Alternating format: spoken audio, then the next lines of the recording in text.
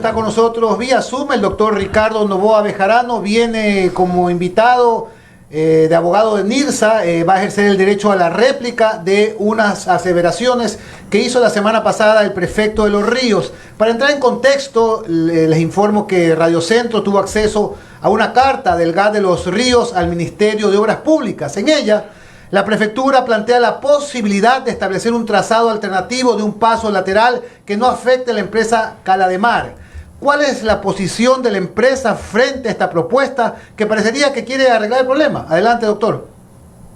Buenos días, Juan Javier, y buenos días a todos. ¿Me puedes indicar la fecha de esa comunicación?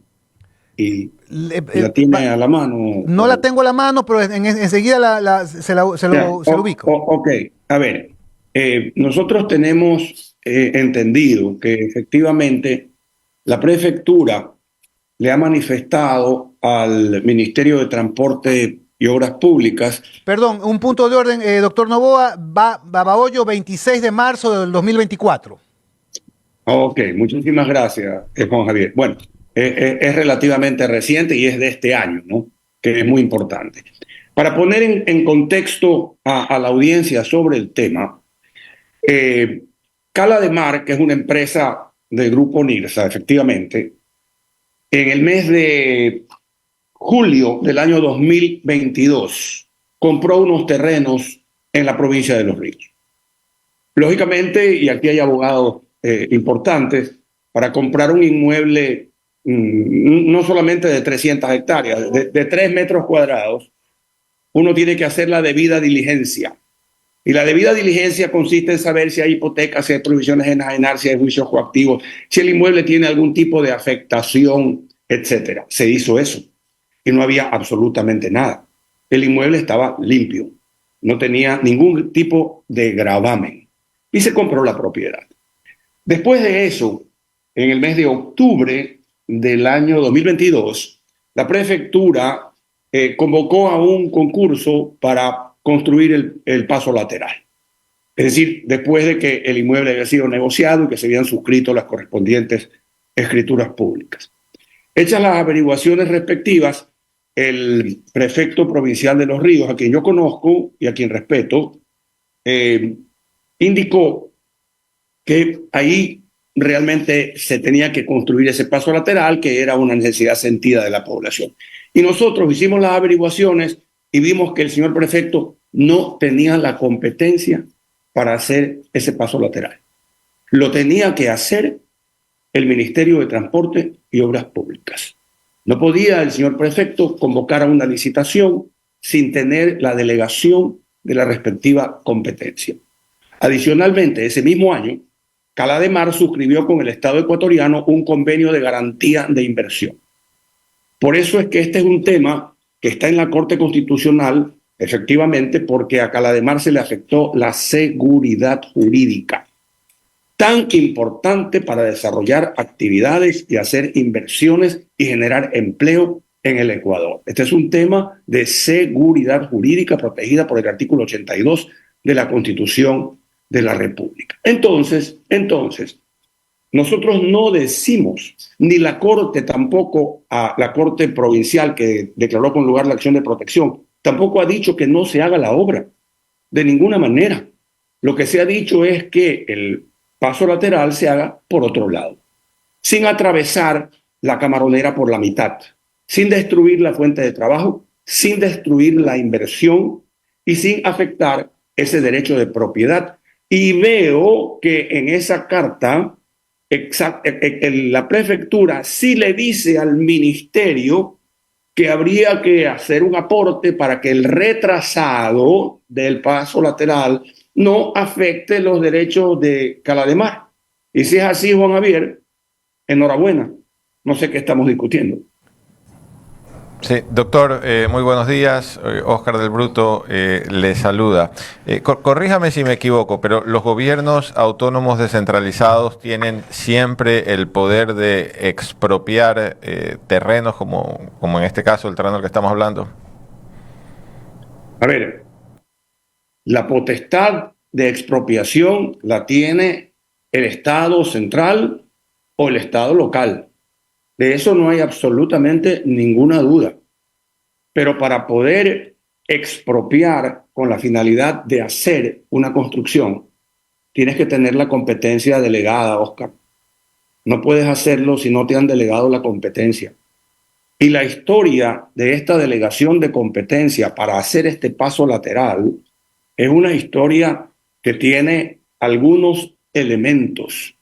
En primer lugar, el año pasado, el Ministerio de Obras Públicas emitió un oficio dirigido a la prefectura, diciéndole que no tenía la competencia, que esa obra la iba a hacer el Estado central, respetando los derechos de terceros, es decir, respetando el convenio de inversión que se había suscrito al amparo de lo establecido en el Código Orgánico de la Producción. No hay duda de que se puede expropiar, pero si es así, hay que pagar el justo precio. Y aquí quiero hacer una referencia muy importante. El proyecto original en el paso a desnivel, de paso lateral, que parte la Camaronera en dos, si se hace por allí y se expropia la Camaronera, hay que rellenar esos terrenos, porque hoy están llenos de agua que recircula, y hay que pagar la expropiación. Ese costo sería de aproximadamente $30 millones. El retrasado, es decir, ubicar la oreja por otro lado, es de $13 millones. Óscar, 30 versus 13. ¿De qué estamos hablando aquí?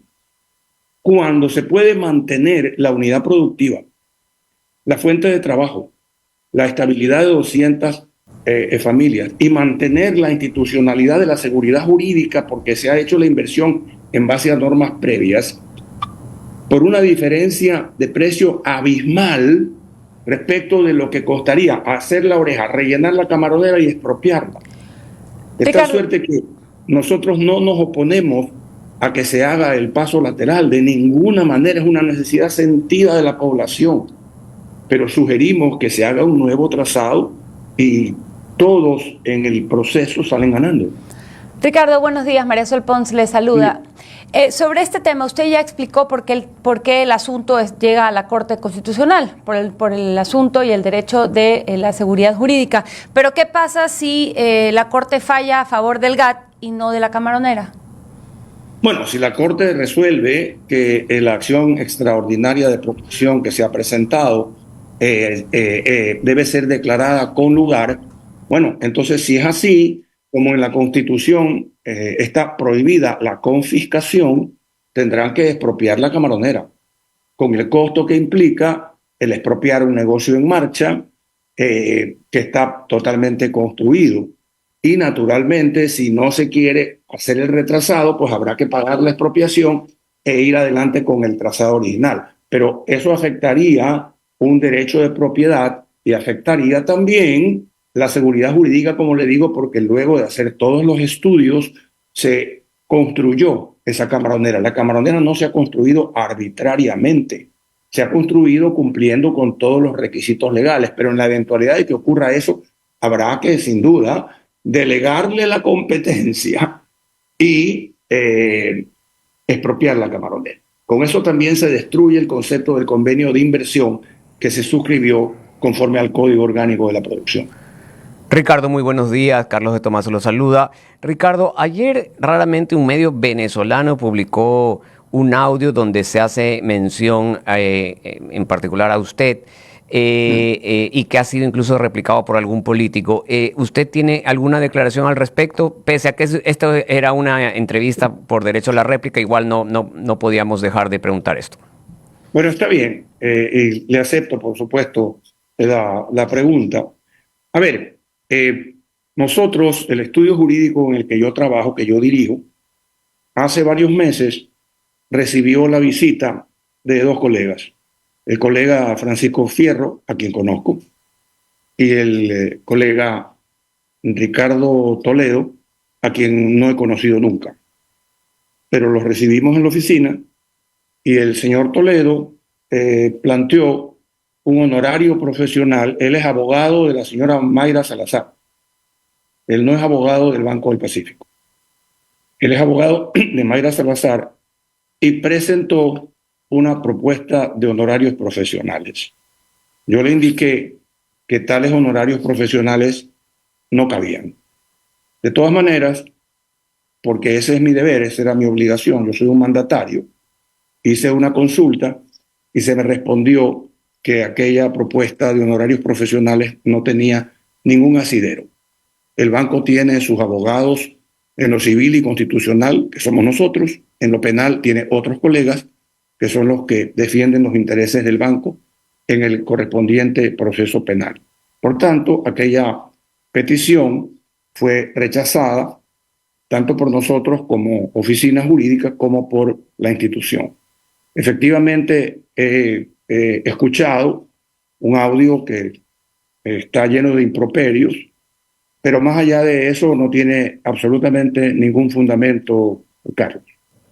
Muchísimas gracias, doctor Ricardo Noboa, por su comparecencia en estos micrófonos. Buen día. Gracias a ustedes. Buen día.